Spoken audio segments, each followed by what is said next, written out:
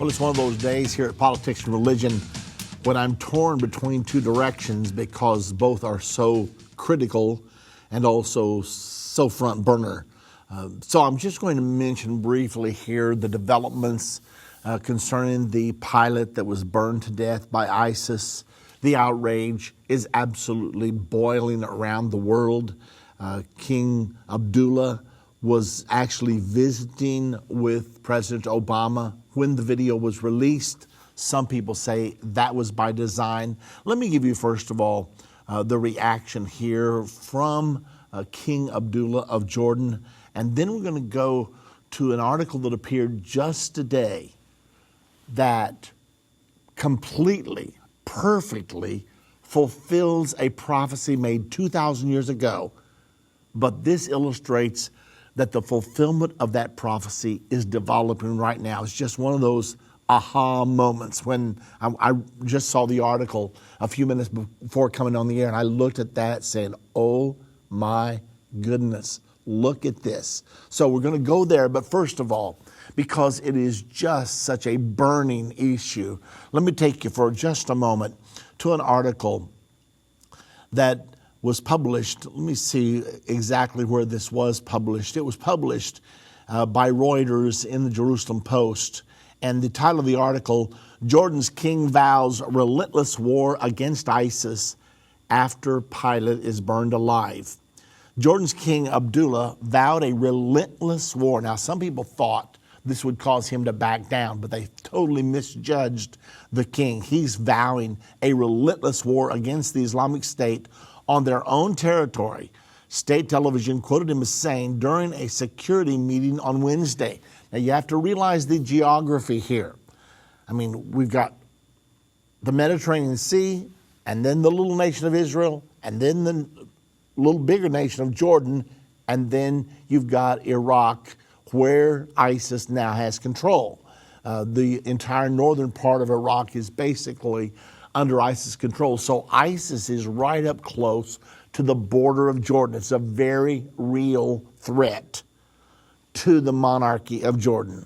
So now then we've got King Abdullah saying, we're going to wage a relentless war from our territory against the ISIS entity.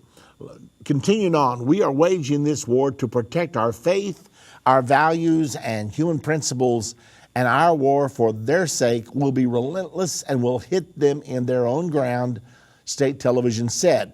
His comments come a day after Islamic State released a video appearing to show a captured Jordanian pilot being burned alive. Now, in case you've missed the details, I'm going to tell you one time, it's so gory I even hesitate to speak of it, but what they did, the Islamic State, they took this pilot, they put him in an orange jumpsuit like they always put their prisoners in. They doused it with gasoline. Then they put him inside of a cage so that he couldn't get out. And then they lit the fire. Then the video shows the clothing coming on fire and the man trying to get it put out. And finally, he huddles down into a fetal position until he loses consciousness. Just barbaric, just so horrific that we almost don't want to talk about. Can human beings do this? It's caused one person to say that ISIS is Nazism on steroids. I mean, that's what we're facing right now.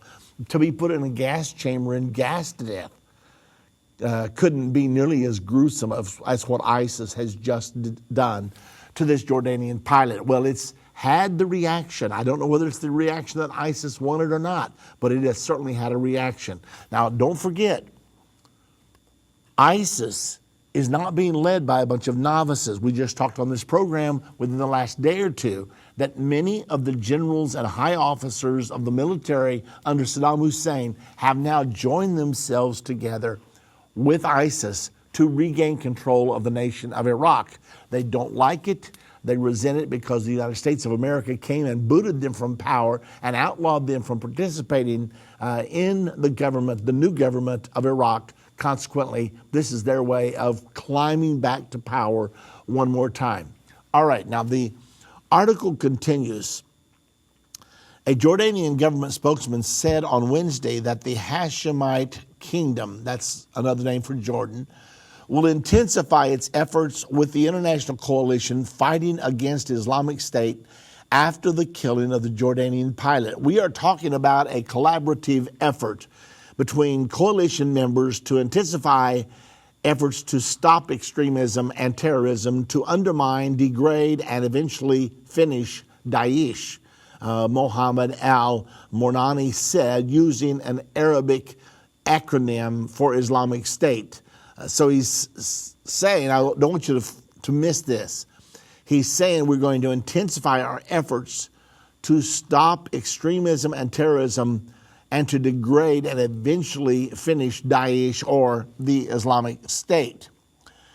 Jordan has mounted air raids in Syria as part of the U.S.-led alliance against Islamic State insurgents and said on Tuesday that it would deliver a strong, earth-shaking, and decisive response to the killing. Now, don't forget, Jordan's right here, ISIS and Iraq is right here. Now the king of Jordan is saying that Jordan will launch an earth-shaking and decisive response to the killing. The article continues. All the state's military and security agencies are developing their options. Jordan's response will be heard by the world at large, but this response on the security and military level will be announced at the appropriate time, Momani said. Jordan hanged 2 Iraqi jihadists, one a woman, on Wednesday in response to the release of footage purported to show the pilot being burnt alive in the cage. Now, these 2 people that Jordan has executed were already living under a death sentence, but this triggered the action. Finally, the article ends this way. The king cut short a visit to the United States to return home following the word of the death of the pilot who was captured in December when his F-16 warplane crashed over northeastern Syria. So, King Hussein was his father, King Abdullah was sitting down with U.S. President Barack Obama when this news hit. They may have viewed the video together. We don't know that. However, you can be sure they discussed strategy. Already the U.S. is committed to lead a coalition against the forces of ISIS. Already the atrocities had triggered action, but the action has been rather inconsequential to this point. Yes, we're bombing from the air, and yes, it's having some effect, but according to all the reports, ISIS has gained more territory since the bombings began, so it's been largely ineffective. Most commentators are saying you can't defeat ISIS without committing ground troops to the battle. Well, we don't know where this is going to go. Obviously, Jordan has all of its troops right there within driving distance of ISIS.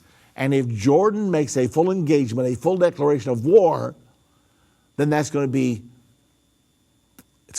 a major development indeed. Now, what did President Obama tell Abdullah? I'm telling you right now that the United States is not going to allow Jordan to fall to ISIS, because Jordan is the next door neighbor to Israel, and Jordan and Israel are our 2 best allies in the Middle East. If, in fact, Jordan becomes threatened, the United States of America will use whatever might it needs in order to drive the forces back. Furthermore, if it indeed became an imminent danger, you can be sure that the forces of Israel also would engage on the side of Jordan. They have that kind of a relationship. even though it's not largely talked about because Jordan is an Islamic country and Jordan wants to keep peace with all of its Islamic neighbors, but yet Jordan is a very moderate Islamic country and has a peace agreement with Israel. So this is where we're sitting right now. Ladies and gentlemen, by now, if you listen to this program often, you know there's a prophecy in the Bible that states there's going to be a war emanate from the Euphrates River area. Well, that's the area we're talking about right now. ISIS controls up and down the Euphrates. The Bible says that there are 4 angels in the great river Euphrates which are prepared for a specific hour, day, month, and year to kill the third part of mankind. So that's the area we're looking at. That's where ISIS is right now.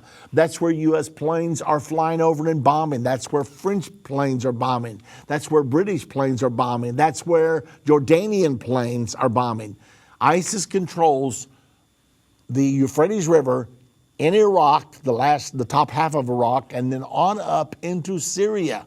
They understand the vital importance of this waterway. So they have established their control there, and they are being more successful than anyone dared to think that they could be. Apparently, they're attracting more and more fighters to their flag every day. Why would anyone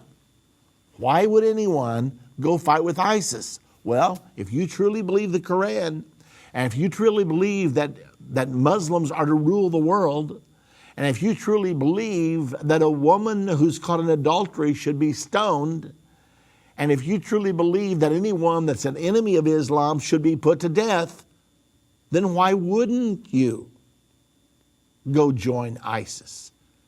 And with 1.5 to 1.7 billion Muslims around the world, some people say only 20% of them are really radical Muslims. But do you understand what 20% of 1.5 billion is? That's 300 million. 300 million people that could find their way alongside of ISIS. Now, we hope it doesn't happen, but there is a war coming in that part of the world.